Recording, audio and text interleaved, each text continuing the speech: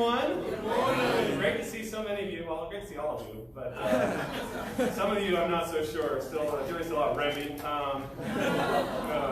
It's great to see everybody this morning. For those of you who don't know, my name is Ryan McCollough. I became a Christian in our sister church in Seattle, Washington, about 15 years ago.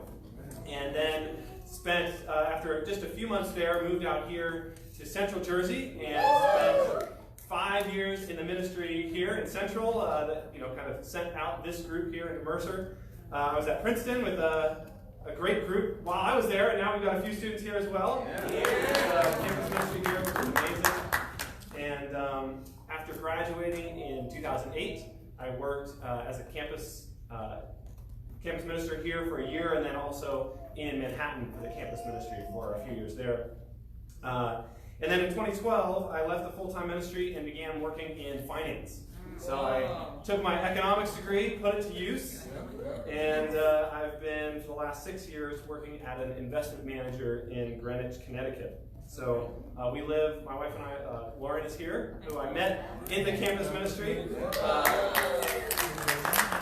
A great victory for me. The jury's still out on how it was for her, but no, it's been, we were just saying on the way down, we've been married, so we got married actually, our reception was held right at the Holiday Inn East Windsor, so really right down the road here. And it's been almost 10 years. In a few months it'll be 10 years that we have been married. So, but it has been great. So thrilled to be back. We remember, just have great memories with so many of you.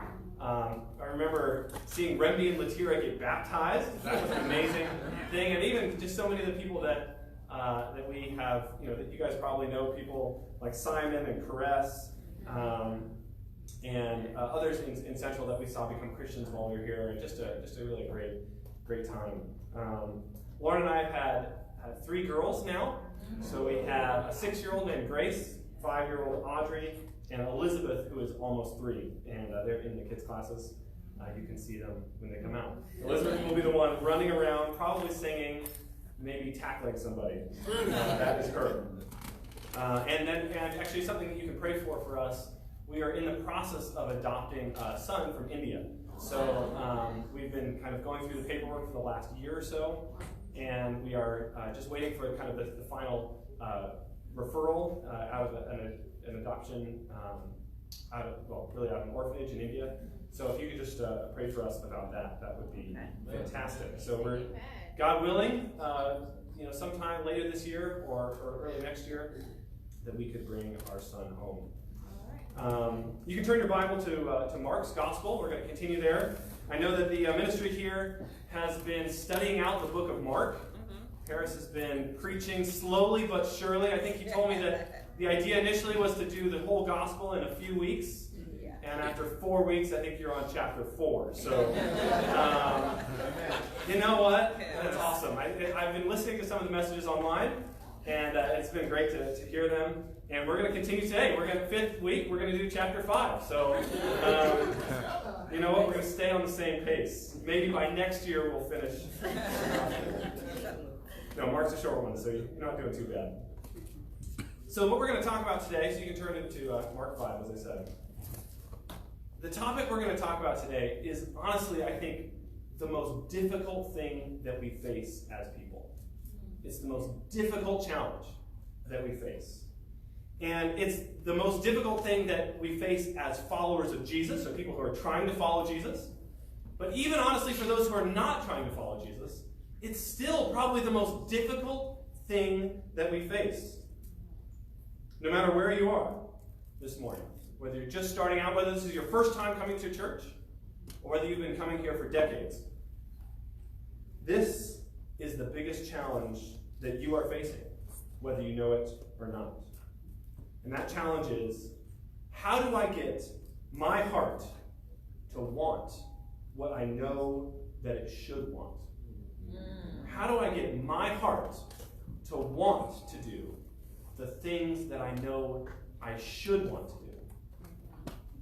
Because the challenge that we face, it's not a question of, usually it's not that we don't know what to do, right? Growing up, your grandmother taught you, or your mother taught you, or a mentor in school taught you, or a teacher taught you. Some good brother or sister has gotten into your life and has taught you. The scriptures have taught you. Your conscience has taught you. You know the right thing to do. That's not the problem. The problem is that when it really comes down to it, your heart doesn't want to do it. Yeah. And mine too. As people, that is the challenge. And again, this is true for Christians, certainly, but this is true for everyone. I think even those who are not trying to follow Jesus look at their own lives and they say, hey, I would love to be able to be the kind of person that I respect and admire and look up to, but when I really look honestly at my life, it's not really that way. There are areas in my life where I fall short, where my heart doesn't want to do the things that I know it should. Amen. So this is what we're going to talk about today. And the passage that we're going to look at, Jesus gives us a way out of that challenge, a way to move our hearts to be in the place where they should be. This challenge of our hearts, the Bible describes in this way. You can just write this down in Jeremiah 17. It says, the heart is deceitful above all things and beyond cure. Who can understand it? You know, we talk about helping others. But when it comes down to it, we want to spend our money on ourselves. We talk about being faithful to our spouse. And when it comes down to it, we're looking around at what's going on. Our heart wants to play the field. We talk about developing a great prayer life. And our heart has no time to pray. We'd rather be on social media figuring out what's going on there. We talk about being free from addictions. And yet our heart wants the next drink, the next smoke, the next hit of a pornographic website. Our heart wants the things that we know it should want. And so given this situation, we have a few options, right? The first option is just to say, well, look, my heart is deceitful, it's difficult, and you know what? I'm just going to throw in the towel and just live for what feels good. You know what? I know that a good, righteous life is out there, but you know what? It's unachievable. So instead, let's just live for pleasure. That's hedonism. We can go down that route, right? The route of just, you know what? Just live for what feels good. It's too hard to try to live for what is right. The second place that we can go is we can say, look, hey, this place is, you know, I see this good standard of righteous living, and I'm going to hold that up. But when it comes to my own private life, I'm just going to do what I want. And that's the place of hypocrisy. Right? We can go to the place of hedonism. We can also go to this place of hypocrisy, holding up the standard, but not living it ourselves. And the third option, which is, of course, the option that Jesus calls us to, and the option that we really want, is where we hold up this standard, and then we fight to get our heart to match it. That is the place of wholeheartedness. Right? There's hedonism, hypocrisy, and wholeheartedness. Wow.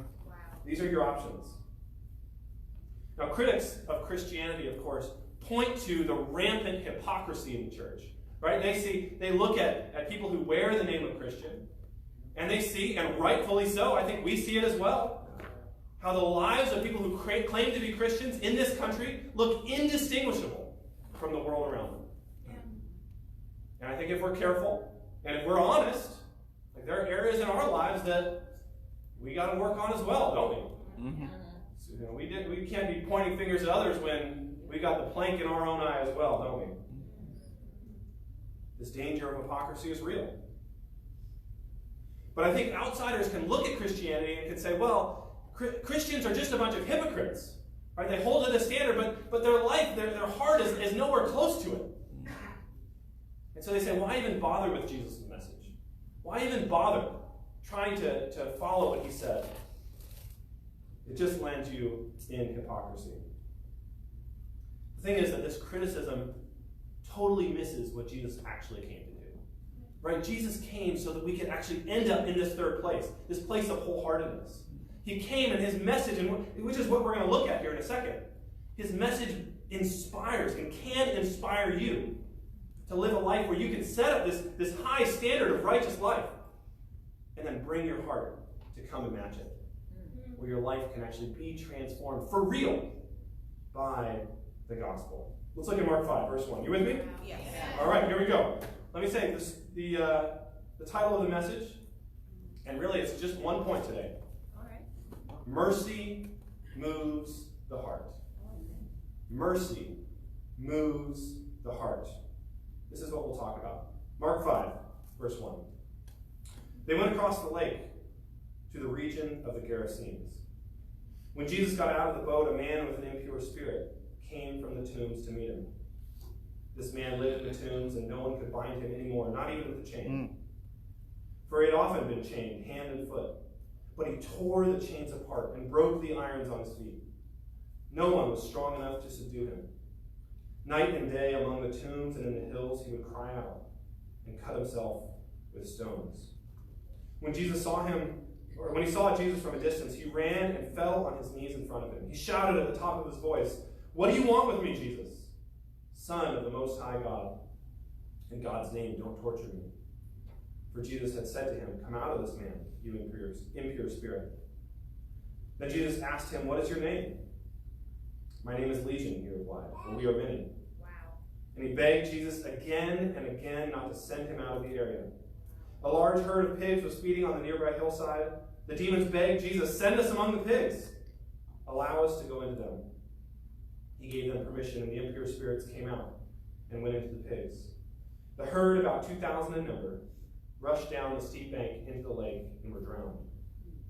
Those tending the pigs ran off and reported this in the town and countryside, and the people went out to see what had happened.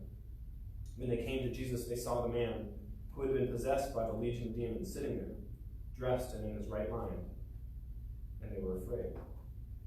Those who had seen it told the people what had happened to the demon-possessed man and told about the pigs as well.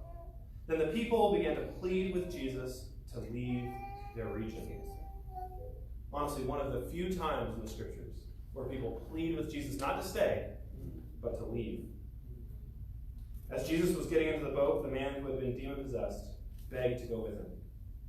Jesus did not let him, but said, "Go home to your own people and tell them how much the Lord has done for you and how he has had mercy on you." So the man went away and began to tell in the Decapolis how much Jesus had done for him, and all the people were amazed. So Jesus crosses the lake over to the eastern side, and he comes across this man. And look for a second at the description that Mark gives of this man's life. He lived alone, out among the tombs. He's tortured in his mind and in his heart. People probably fled at the sight of him. His family, who probably lived in the town, would have been ashamed of him. Right? Wouldn't have even recognized him as their son anymore. And maybe the people of the town tried to help him at some point when he was a young man, but at some point they just given up. Right? Like, he was no longer a part of their community. They just said, "What else can we do?" And so it looks like, what Mark describes is that they'd gotten together on multiple occasions and had gone out to chain him up. Rather than offering compassion, they're like, "Well, compassion's not working. Let's take out the chain. Chain this guy up." Even that, of course, didn't work. Sure, the little kids would scare each other with stories about this guy. I imagine that the teenagers or the young adults would have dared each other to throw things at him or run away from him and things like that. It's just pester the guy. He was an outcast, a boogeyman, feared and hated. So he lived alone. He cried out, Mark says, alone. He cut himself with stones, alone. What a life. This guy had, in the mind of all the people around him, maybe even in his own mind, relinquished his humanity. So Jesus lands on the shore. And of course, Jesus sees him differently. Right? Jesus sees him from this distance, and he doesn't describe exactly how this happens, but Jesus apparently tells the demons to come out. The man runs and falls at his knees, and the demons have this kind of discussion with Jesus. Jesus sends them into this herd of pigs who run into the lake and are drowned. And he restores the man's sanity and his humanity, of course. So the town hears about it, and they come, and they're afraid, right? Here's a guy who has shown this incredible power and has disrupted their lives, right? Here's you've taken a man who was an outcast and out of his mind, and had totally transformed his life, and then had taken this herd of pigs, which is probably worth a lot of money. This was a region that was probably mostly Gentiles. And they'd run down into the lake, and they were gone. And the town said, this is a guy who's stirred up too much trouble. Send him away. But the contrast, and this is what I want you to pay attention to, the contrast between the response to Jesus of the man who was healed and the town that really was his family and people who were just like him. They were just like him in every single way, except for one. He had received mercy, and they hadn't. And that difference determined the response that they had to Jesus. He had received mercy, and so he longed to go with Jesus. They hadn't, and they wanted nothing to do with him. This man knew that the creator of the universe had seen his misery and had reached down into the midst of his little life and had rescued him. Not because he deserved it, but in spite of the fact that he didn't deserve it. And so he viewed everything about his life differently. The town wants nothing to do with Jesus. This man wants nothing but Jesus. And even though Jesus doesn't let him actually come with him, this man ends up going and devoting his entire life, apparently, to helping people to see the mercy of God that was displayed in his life. So what changed this man's heart? Jesus says, tell them how much the Lord has done for you and how he has had mercy on you. Mercy moves the heart. If you look at Jesus' ministry more broadly, and really at the gospel that's preached by the early church that we have recorded in the scriptures, you see this over and over and over, right? You can write down Luke 7, verse 47. Luke 7, verse 47. Mercy leads to love. Jesus says, therefore I tell you, her many sins, a sinful woman, have been forgiven, as her great love is shown. But whoever has been forgiven little, loves little. Mercy leads to love. Mercy also leads to forgiveness. In Matthew 18, verse 32. Jesus is telling a parable. He says, the master called a servant in. You wicked servant, he said, I canceled all that debt of yours because you begged me to. Shouldn't you have had mercy on your fellow servant, just as I had on you? Wow. We want to have a forgiving heart. Mercy leads to forgiveness. Right. In 2 Peter 1 and verse 8, we see that mercy leads to growth.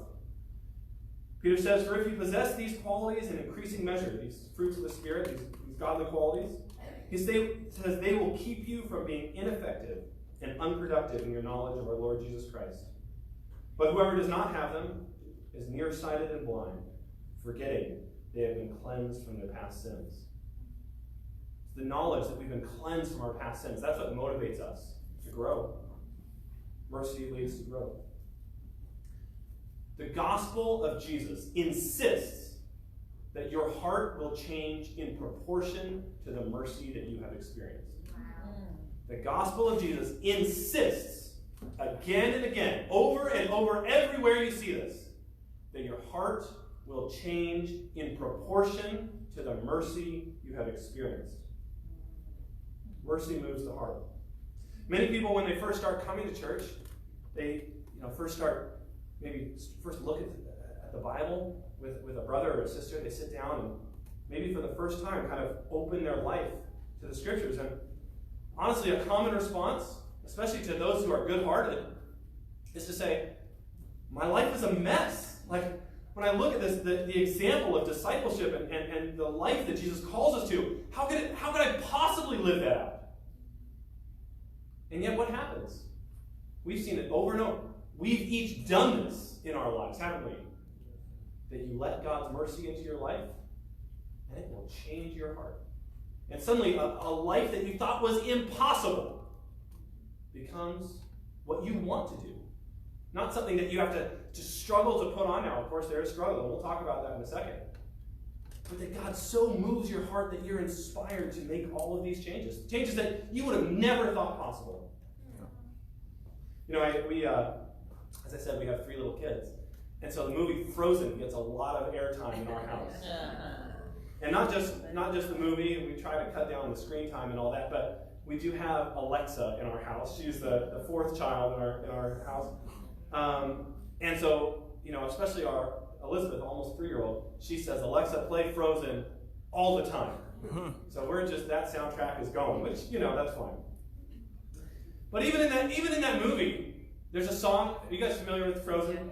Or you've been living under a rock for the last 5 years? Okay. So even in that movie, there is a song about being a fixer-upper. Now there's a line in that song that I kind of understand why they put it in there. They don't want people to be foolish. But on the other hand, it's a little discouraging. And it says, and this is a song really about how love impacts people, but it says, we aren't saying you can change him because people don't really change. That's the message that Disney has for our kids. But honestly, this is what the world offers. Yep. People don't really change.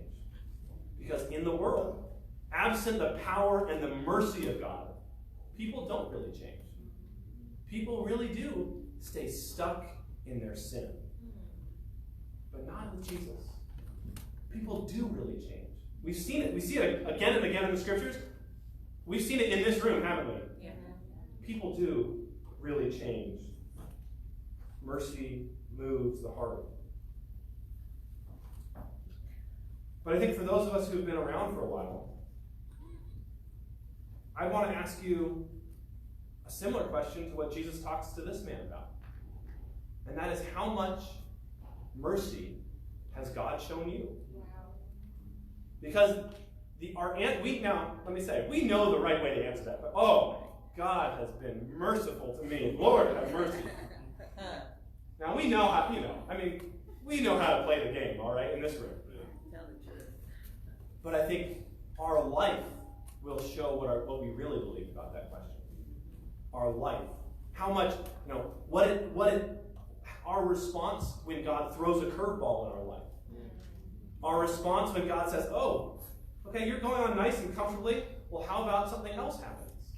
You lose a job. Something happens with a family member. The church moves. A great friend of yours who you really relied on moves away. Something happens, you go through a challenge in your life. And where's your heart then? How much mercy has God shown you? I said it earlier, but I think it's worth repeating. I honestly believe that this is the hardest thing that we do as disciples.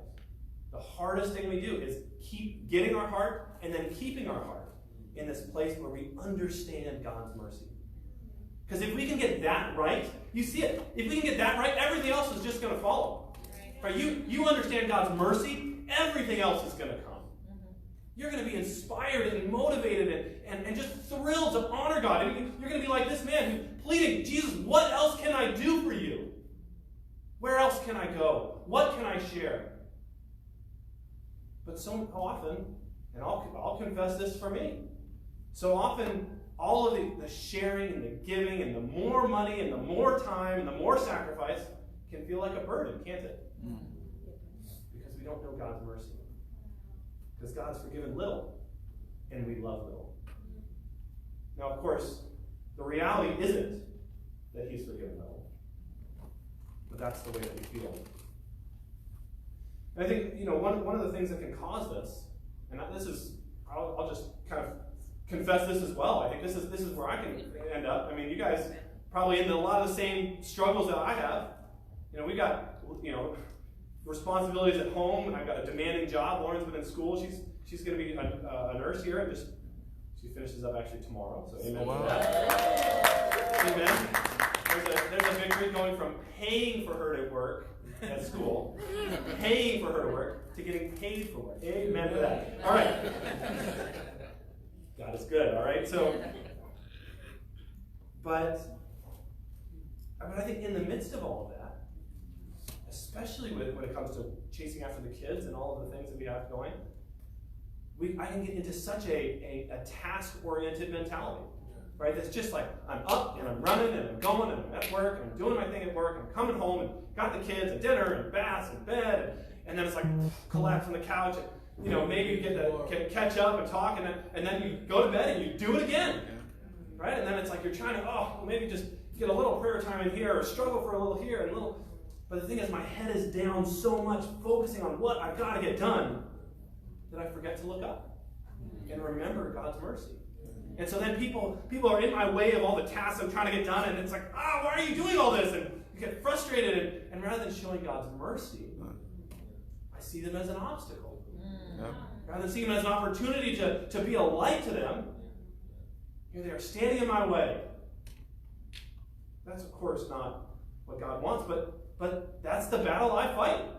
Maybe you can relate to that. My heart hardens every day unless I stop and reflect on God's mercy. Amen. Every day it gets harder unless I do something about it. Let's talk about the mercy that God has shown us. I'll just read a few scriptures here. Ephesians 2 and verse 1. It says, as for you, church, as for you, you were dead in your transgressions and sins in which you used to live, when you followed the ways of this world and the ruler of the kingdom of the air, the spirit who is now at work in those who are disobedient. All of us also lived among them at one time. Church, can you relate to this? Gratifying the cravings of our flesh, following its desires and thoughts. Like the rest, we were by nature deserving of wrath, weren't we? But because of his great love for us, God, who is rich in mercy, made us alive with Christ. Even when we were dead in our transgressions, it is by grace you have been saved. Amen for that. Amen. Colossians 1 and verse 21, it says, once you were alienated from God and were enemies in your minds because of your evil behavior, but now he has reconciled you by Christ's physical body through death to present you holy in his sight, without blemish and free from accusation. And in Romans 5 and verse 6, it says, you see, at just the right time, when we were still powerless, Christ died for the ungodly. Not the ungodly over there, the ungodly right here. Very rarely will anyone die for a righteous person, though for a good person, someone might possibly dare to die. But God demonstrates his own love for us in this. While we were still sinners, Christ died for us. Amen is right. You want to live a wholehearted life of devotion? You're done with the emptiness of hedonism and really the shallow life of hypocrisy? Mercy moves the heart. Learn how much mercy you have been shown. Study, reflect on, fight to understand how much mercy God has shown to you. That no matter how good you might have looked on the outside, and no matter how good you can look out on the outside today, and you guys look pretty good, that God has poured out his mercy onto the mess that was our lives, and that can still be our lives. Poured it out again and again and again. That we are not like the people in the town who have things all together and are living this nice, righteous life. That we're like this destitute man, plagued by demons, at war with those around him, imprisoned, spiritually destitute. And God reached out and rescued us out of that. If you relate more to the town, more to the people in the town who are concerned about their pigs and their jobs and their families and all the different good things that they have in their lives, yeah, when Jesus comes along and tries to intervene, you're going to send him away. But if we look at a story and say, you know what, that man, that was me. That still can be me. Right. And God came and rescued me. Right. I'm going to close up here in a second, but I do want to give one other thought here. And that is that the same principle that mercy moves the heart, the same principle that's I found true for me and that we see Jesus employ throughout the scriptures, is true also for the world around us. That when we look out at the hurt and the brokenness in the world, It's easy to get so overwhelmed, right? You think, like, man, what do I do? What do I do about all the pain and just the loneliness, the frustration that's going on in the world? And I think, unfortunately, we get overwhelmed, and as I said, we get into this kind of task-oriented mentality. And then we can join in with the world on those things, right? We join in the bitterness and the hatred at times, and all the really the mess that the world's involved with. Yeah. We can join right in. Right. People sin against us, and we get angry and critical. And the message of the world is that if you want to make a difference, you want to go to war in the way the way the world does. He says use the weapon of shame. Use the weapon of shame. Just look at our political culture if you want. Those who disagree with you, those who hurt you, anything, you don't just prove them they're wrong. You make them ashamed. You embarrass them. Look at any comment section on anything on the internet for an example of that. But also at our jobs. I mean, I don't know if you see it at your job, but that's a common tactic. Oh man, what a mess this person is. So easy. And Jesus says, you want to change the world? You can. But you use the weapon of mercy. You use the weapon of mercy to change the world, one soul at a time. That's the weapon that we use. The church has been commissioned by God to be an agent of mercy in the world. We don't need to fix all their problems, and Lord knows we're not equipped to. We don't need to condemn their wickedness. They know they're a mess. Yeah. We need to imitate Jesus. Amen. And going to those around us, and especially those who are hated and outcast, just like he did here. Amen. And extending the mercy of God. And one of the most encouraging things that Lauren and I have seen in the last several years in the Hudson Valley is just that we've been working with a group of kind of young families. And that's the stage that we're in. And honestly, let me make a plug for it's hard to say, are you a young family? Like, where's young? I mean, amen. Yeah. We're all young families here, amen? We're all young here. But I think we do have a special opportunity. As those of us who are in kind of this stage where it's particularly hectic, I think there's a real power there where people are looking for community. Right? People with little kids, honestly, because it puts you at your wit's end. And you're looking for, like someone to do a play date or to get together with or to something. And I think this is one of these times where the church has a real opportunity to be a light and to be a great community to welcome young families and help them to see that there's help here for you. There is community here for you. Yep. And this is what we're trying to offer in the Hudson Valley with families in the school that we're in, or coworkers, or different people that we know in the community. We're trying to help them to see, man, life in community, in God's family is amazing. Right. And offer them that mercy. But being able to see over the last several years so many couples and families get baptized, and to see them turn their lives around. Couples that were, well, I'll share about, there's a sister named Tiffany who grew up in the church, never got baptized, never really was interested, married a guy in the world, and then decided she wanted to build her relationship right if she was going to have a family. So she started studying the Bible with Lauren, and her husband George started studying with me, and they were baptized a few years ago. George's an attorney, and a buddy of his from high school reached out to him because he had gotten married to a girl. They'd had a couple of kids, and then now they were not in love anymore. And they wanted to call it off. They wanted to get divorced. So he wanted help figuring out his divorce from this brother who was an attorney. George said, well, I don't. That's not the kind of law that I practice, and I don't know if that's the right answer, but let me give you something else. And he offered him the mercy of God. And Lance and Crystal, his wife, were baptized a couple of years ago as well. Amen. And their relationship healed. And they're a great family in our ministry.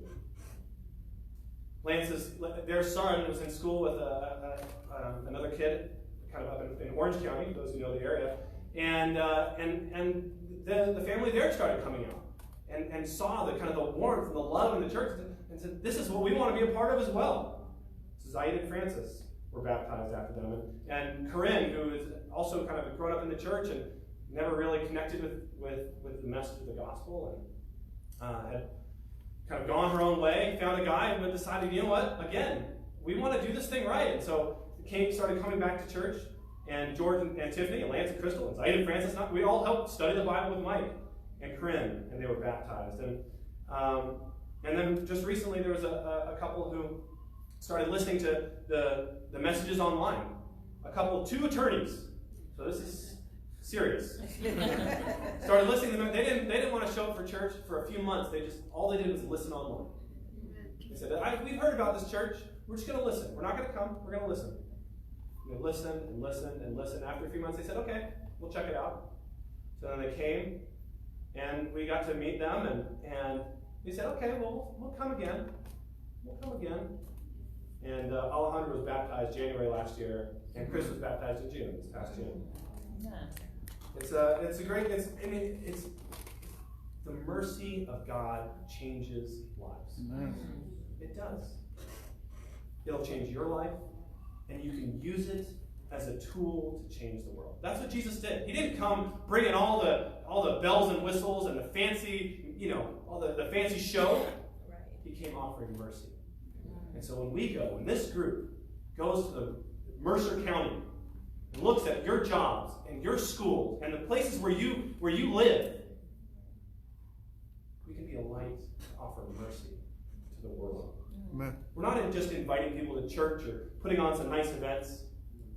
We're offering mercy to a world that's desperately in need of it. Instead, if we don't offer mercy, then I think the church goes from having a mission to having just a bunch of methods. Right.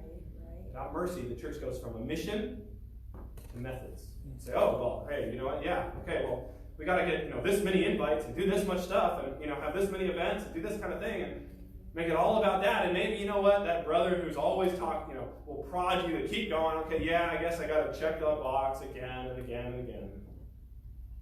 And it just feels like a burden. When we understand the mercy that we've experienced and the mercy that we can show to others, then it changes everything about the way that we reach out to the world. If we're willing to step back and understand God's mercy in our life, then we too can be like this demon-possessed man. Healed, wholehearted in our pursuit of Jesus, truly transformed, wanting Jesus and nothing else, and moved to share God's mercy with the world. Because, for the last time, mercy moves the heart. Amen.